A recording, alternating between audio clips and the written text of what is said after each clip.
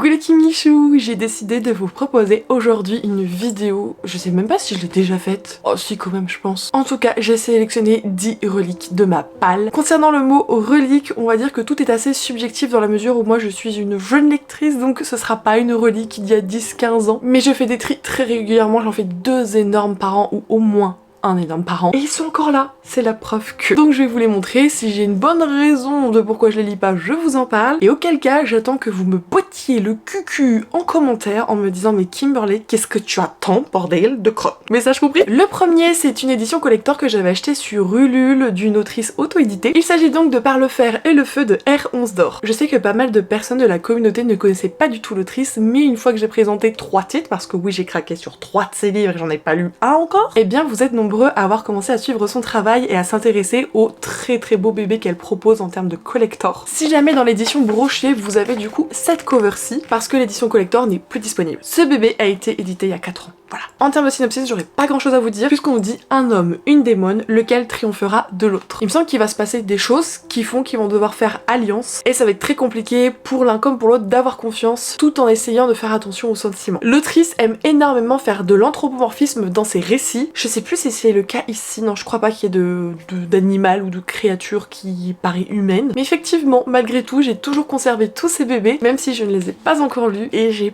pas franchement de bonnes raisons à ce propos. J'allais vous dire, n'hésitez pas à me dire ce que vous pensez de cette autrice, etc. Mais je sais que vous en pensez du bien, vous me l'avez déjà dit. Il manque plus que la dame se motive, notamment pour une vidéo spéciale auto-édition, ce serait parfait. Alors celui-ci, je vous parle pas forcément de cette édition-ci, parce que j'en ai une autre que j'ai prêtée à ma maman qui est sur sa table de chevet depuis plus d'1 an et demi, je crois, elle l'a toujours pas fini. Et moi je l'avais acheté bien avant, donc autant vous dire que ça fait un bail qu'il est dans la pile à lire, et que d'ailleurs j'ai commencé à le lire, mais j'ai mis ma lecture en pause. Ne me tapez pas s'il vous plaît, il s'agit de la saga Eragon de Christopher Paolini aux éditions Bayard. Je vous ai dit tout cela parce que là effectivement c'est la dernière édition qui est sortie, donc c'est une édition qui est toute récente, pour laquelle j'avais craqué notamment puisque au salon du livre et de la presse jeunesse de Montreuil j'avais pu rencontrer l'auteur et donc me le faire dédicacer. Eragon, alors je sais que ça n'a rien à voir avec la choucroute, je vous dis, je suis au courant, mais à la base moi j'avais vu le film et petite je l'avais adoré, je l'avais saigné. Oui je sais qu'il est pas extraordinaire mais que voulez-vous, il y a des choses qui ne s'expliquent pas. Et du coup j'avais commencé Eragon en audio, c'était mon tout premier audiobook et je crois que j'en étais arrivée à la moitié du récit et en fait l'audio il prenait pas, vraiment j'y arrivais pas, j'étais pas dedans, je trouvais ça mou, plan etc. Alors, je sais pas si c'est parce que c'était mon premier audio, je ne sais pas non plus si c'est l'audio qui est en cause de base ou simplement que le format audio n'est pas le plus adapté pour découvrir cette saga. Donc n'hésitez pas à me dire ce que vous me conseillez pour Eragon. Est-ce que oui je peux me tourner vers l'audio est bien, c'est juste que j'étais pas encore prête. Est-ce que l'audio n'est pas terrible et en papier ce sera ce qu'il y a de mieux. J'ai hâte de lire vos retours parce que j'avais tellement aimé ce film que je me dis que les livres doivent être tellement un cran au-dessus, voire 2 crans au-dessus et qu'en plus il y a 4 tomes plus un spin-off et tout, enfin je me dis il y a un univers énorme. Et si j'ai une chienne qui s'appelle Saphira, c'est bien pour quelque chose. Celui-ci c'était un présent de ma petite Soli, je l'ai toujours pas sorti mais je crois que c'est le premier livre qu'elle m'avait offert. Il s'agit donc du poids des sentiments de N.R. Walker aux éditions... Alors c'est bizarre,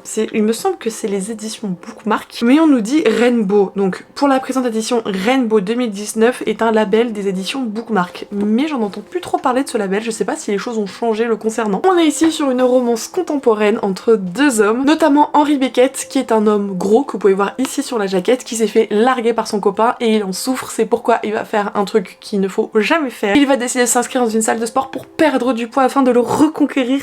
Ça m'énerve. Et à côté vous avez Reed qui est coach sportif et qui ne veut plus de relations sérieuses, il en a marre parce qu'en fait les gens ils s'intéressent uniquement à sa plastique et c'est lui donc qui va coacher le fameux Henry et forcément même s'ils vont commencer à tisser des liens d'amitié, cette chose va être assez ténue parce qu'il le fait rire, parce que Henry il adore lui donner de bons repas, il apporte toujours des petites gourmandises et Reed aimerait bien également lui apprendre dans la vie que tout n'est pas une question d'objectif de poids. Donc rien que de vous en reparler, je trouve que ça a l'air vraiment beaucoup trop génial, je sais pas pourquoi t'es là mon pote, je comprends pas. C'est bien, cette vidéo va peut-être me hyper toute seule, mine de rien. Donc je vais voir s'il existe en ebook, je pourrais peut-être le mettre sur ma liseuse pour mes vacances au Portugal. Sur mes coups, j'ai un roman par jour au Portugal, ça va pas se passer comme ça évidemment, mais j'aimerais tout emmener. Je l'ai très peu vu passer par contre, je sais que ce livre a eu un énorme coup de cœur dessus, mais je l'ai très peu vu passer, donc n'hésitez pas à me dire ce que vous en avez pensé si vous êtes parmi les lecteurs donc de ce titre. Dans la catégorie j'ai commencé un livre, je l'ai mis en pause, j'ai jamais continué, je vous présente le premier tome de la trilogie Gods of Men de Barbara Kloss aux éditions Rivka. Je l'avais commencé effectivement, c'était une lecture commune commune avec qui à l'époque? Je sais pas, ça remonte à un peu trop pour mon petit Dory que je suis de cerveau. Mais j'avais commencé genre même pas 100 pages il me semble, et j'avais pas la tête à faire ça parce que je crois que j'avais d'autres lectures en même temps, enfin je sais plus ce qui s'était passé, mais je n'arrivais pas à suivre cette lecture commune et du coup j'avais mis ça de côté et je n'y suis malheureusement jamais retournée alors qu'on est sur une fantasy où la musique a une place très importante dans le récit et je trouve que c'est hyper original dans une fantasy mine de rien, même si ça revient petit à petit, on en a de temps en temps, c'est quand même pas ce qui est le plus représenté, donc c'était quelque chose qui m'avait énormément plu. En plus à l'époque c'était vraiment un collector qui était vendu très peu cher puisqu'il était vendu au prix de 16 €, alors soit il n'y a pas de Jaspage mais vous avez quand même des Pages, ça reste un toc-toc où il n'y a juste pas de travail sur le livre. Voilà. Si je dis pas de bêtises, il me semble que mon amie Aurélie de Livre Ancienne a kiffé la lecture et je crois qu'elle a même lu le 2e tome mais pas sûre qu'elle ait fini la trilogie. Ici on est dans un univers où la magie est interdite et Sable, une jeune fille, ignore tout cela et ignore qu'elle détient de la magie via sa musique et sans le faire exprès en jouant de la flûte, elle va arrêter le cœur de sa petite sœur, la tuant sur le coup. Suite à cela, elle va s'enfuir parce qu'elle est rongée par la culpabilité, elle a peur, elle s'en veut et elle va aller vraiment dans les terres perdues où elle va évoluer là-bas en tant que guérisseuse pendant 10 ans, entre guillemets, elle va vivre tranquille jusqu'à ce que quelqu'un ou quelque chose la traque sans merci. Je vous jure c'est magique de faire des vidéos YouTube, j'arrive toujours à me hyper toute seule pour mes propres livres, c'est incroyable quoi. Bref voilà un petit peu pour ce petit bébé, j'ai pas de bonne excuse, absolument pas. Et en plus je peux même pas dire qu'il est pratique en tant qu'éventail parce qu'il est beaucoup trop lourd et il me fait pas assez de vent. En fait il est vraiment fait pour être lu, le pauvre, je le respecte vraiment pas. Alors ça je crois que je l'avais acheté suite à une vidéo recommandation de Margot Liseuse qui doit dater un peu. Il s'agit de Winter People de Jennifer McMahon aux éditions du Livre de Poche. Alors il est pas dans le meilleur état du monde, hein. Genre regardez rien que le haut ici, il se fait quand même un petit peu poker. Comme d'hab je suis obligée de le faire manuellement le focus, mais vous voyez, enfin c'est pas un livre qui est dans le meilleur état du monde, hein. Mais bizarrement pour les poches ça me gêne moins que pour les grands formats. Je suis un pet au casque, je sais. Vous l'avez peut-être déjà vu passer sur la chaîne, outre pour le côté book haul, parce que je l'ai déjà mis dans des pieds de la lire plutôt hivernal, et jusqu'à présent je l'ai jamais sorti de ma palle. Oui il y a un résumé, mais il y a quelque chose d'assez accrochant à la fin de celui-ci qui je pense pourrait susciter notre intérêt commun, puisque c'est le but aussi que ça suscite le mien ici sur mes propres livres. Et si l'amour était vraiment plus fort que la mort? Et si l'on avait la possibilité de ramener de l'au-delà l'être qu'on aime le plus au monde? Un suspense terrifiant pour un sujet grave, une histoire qu'on ne peut lâcher et qui nous plonge dans l'effroi. Genre, et ce côté un peu chair de poule, genre au-delà, genre les âmes, la réincarnation peut-être, je sais pas, mais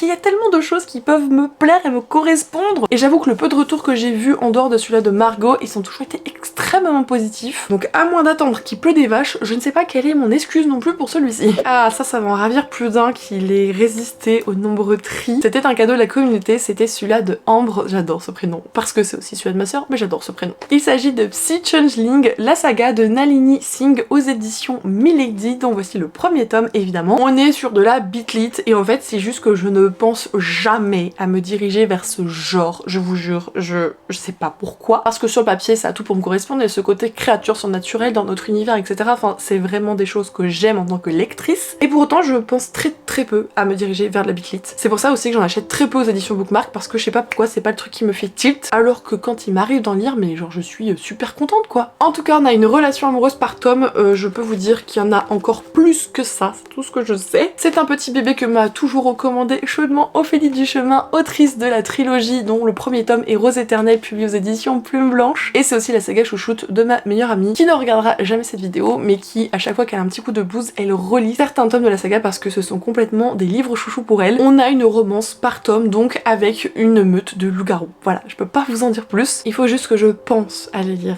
Juste ça, juste un mémo, on va mettre des post-it sur la tronche, en même temps il y aura même pas besoin de mettre des post-it, mettez juste une feuille de papier, vu la température qu'il fait et le glow hein, que j'ai qui n'est pas voulu. Ah mais croyez-moi le truc il va coller sans problème. Toujours dans la catégorie bitlit. C'est une saga qui je crois tous les tomes en tout cas ne sont plus édités et il y a un tome qui est très dur à trouver et qui coûte extrêmement cher à la revente. Il s'agit de la saga des chroniques de Makela Lane de Karen Marie Moning aux éditions J'ai lu qui se constitue de 5 tomes. J'ai les 3 ou 4 premiers je crois dans ma pile à lire donc je m'étais investie dans l'achat en fait. J'avoue quand j'ai commencé justement ces fameux achats j'étais pas du tout au courant de ce que je vous ai dit précédemment n'est-ce pas? Bon après je crois qu'il existe en e-book dans le pire des cas, voilà on reste pas sur notre faim, juste c'est difficile de posséder l'objet livre. Univers entre hommes et faé, un mur qui coupe l'existence des deux et boum, nous avons la chute du mur. Il y a deux types de faé, vous avez les faé silly et les faé unsilly. Unsilly, ils sont beaucoup plus dangereux, les silly c'est préférable parce qu'ils ont tendance à garder les humains pour faire joujou de manière sexuelle. Michaela Lane fait partie des dernières de son espèce, c'est bien le problème, c'est qu'ils sont très peu et ils sont le dernier rempart contre ces 10 failles. Alors oui, vous avez peut-être marre de voir des failles à tout va, mais en même temps je trouve que c'est un pitch qui est extrêmement différent de ce qu'on voit en fantasy à l'heure actuelle, c'est bien pour ça que c'est de la bitlit et pas de la fantasy comme je suis en train d'en faire mention. Oui, je suis d'accord, la bitlit c'est quand même un sous-genre quelque part de la fantasy, mais c'est différent des univers qui sont déjà créés, des univers imaginaires plutôt que ceux que nous on connaît. Quand je me dis qu'à l'époque il s'est vendu 12 €, il a pris une cote de fou malade le dernier tome, je sais pas pourquoi d'ailleurs. Est-ce que vous pensez que c'est une saga que je fais bien de garder? Est-ce que peut-être elle a mal vieilli? Est-ce que je ferais mieux de me tourner vers d'autres titres? Évidemment, je vous écouterai, ou je ferai au mieux. Celle-là j'en avais entendu beaucoup de bien et j'avais vu qu'il y avait un prix promotionnel, je me suis jetée dessus et depuis je l'ai jamais sorti de ma pile à lire. Pourtant, je sais que les audios sont super bien de cette saga, avec une thématique que j'adore, qui est celle de retourner, de voyager dans le temps, chose qu'on voit extrêmement peu. C'est donc Les Chroniques de Sainte Marie, le premier tome, un monde après l'autre, de Jodie Taylor aux éditions Hervé Chopin. Une historienne qui fait partie de l'Institut de Sainte Marie, et derrière la façade extrêmement académique de ce lieu, les personnes voyagent à travers le temps. Elle va donc, en tant qu'historienne, en plus de connaître ou d'apprendre certaines choses du passé, les revivre, et le problème c'est que au sein même de l'académie, il va y avoir pas mal de jeux de guéguerre de pouvoir. Vraiment, j'ai rien à redire sur pourquoi je ne le lis pas, il y a pas mal de tomes. Voilà l'excuse. C'est une saga trop longue pour moi. Non mais je le savais quand je l'ai acheté, c'est vraiment une excuse pourrie que je vous sors du dessous le tapis de la grand-mère. Mais c'est vrai qu'on voit plus trop passer. Après elle est peut-être finie aussi la saga, c'est peut-être pour ça. Maybe vous avez envie de me dire mais Kimi, c'est incroyable, il y a l'audio, t'as pas d'excuse, qu'est-ce que t'attends? J'attends simplement que vous veniez du coup me secouer le cocotier, voilà. L'avant-dernier c'est un peu particulier, je l'ai déjà lu, mais je le garde et il échappera je pense à tous les tris. Et pourtant je ne l'ai pas vraiment apprécié. Il s'agit de La mer sans étoiles de Erin Morgenstern aux éditions Sonatine. C'est un récit qui est hyper nébuleux, hyper poétique. Vous avez une question de temporalité, la mer sans étoiles qui est un endroit un peu planqué, on comprend pas tout, vous avez une petite part un peu fantastique quelque part, enfin c'est vraiment, je pense que le terme que je vous ai donné est le plus adéquat, c'est très nébuleux. Et en fait sur le papier j'ai aimé tout ce qu'il y avait, tous les codes, la manière dont ça s'est développé, etc. Mais je me suis perdue dans l'univers à travers les temps, à travers les voyages si je puis dire, tout ce qui est dépeint, etc.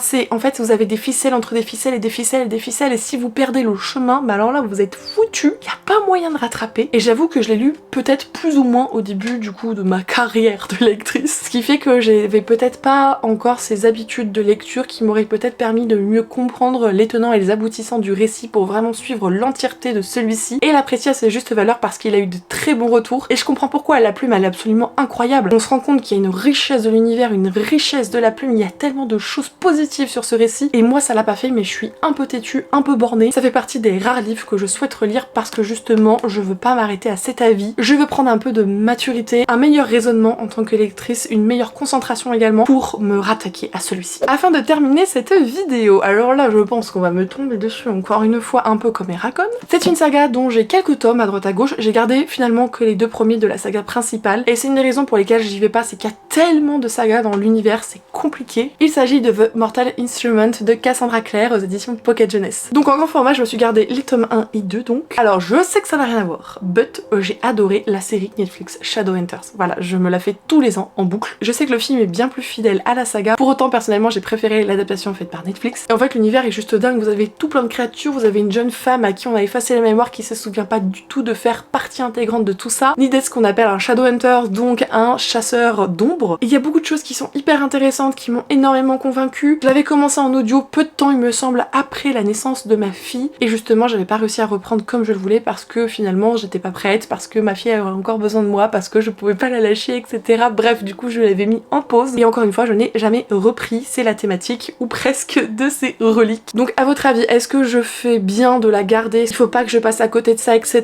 Et en même temps il y a tellement de sagas dans cet univers que j'ai un peu peur en me disant le nombre de livres en fait qu'il faudrait que j'avale. Bon après c'est des pocket jeunesse hein, donc clairement au niveau mise en page et compagnie ça va très très vite, on est d'accord en termes de lecture. Mais bon, c'est vraiment une vidéo à l'aide les Kimichou, au secours, aidez-moi. Et d'ailleurs celle-ci est donc terminée. J'espère que vous aurez apprécié, ça vous aura peut-être permis justement de mettre en lumière des titres qu'on ne voit pas tout le temps. Ça change du fait qu'on présente toujours des nouveautés, des choses hyper hypées. Alors je dis pas qu'il y en a qui ne le sont pas, hein, typiquement me tapez pas sur les doigts. Je crois que j'ai dû le dire 3 fois dans cette vidéo ça. Mais en même temps ça fait du bien de voir d'autres petites choses présentées. Surtout rebondissez au maximum en commentaire pour me dire un petit peu lesquels je ferais mieux de garder parmi tous ces titres, lesquels je pourrais plus facilement me séparer si jamais ils ne survivent pas au prochain tri. Je vous remercie de tout cœur d'avoir regardé cette vidéo. Je vous fais des gros bisous, prenez soin de vous, buvez parce qu'il fait extrêmement chaud et on se retrouve dimanche pour un nouveau Kimi Diaries.